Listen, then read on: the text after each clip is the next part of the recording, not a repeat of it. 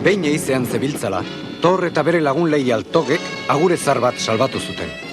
Agureak eskerrak emateko, Thorri indar magiko handiak zituen makila bat oparitu zion. Makila altxatzean, Thor Maitor bihurtzen da, eta Tog berriz, sua darion dragoi bat bilakatzen. Aurrerantzean, bi lagunak zuzentasunaren babesle garaitezinak izango dira.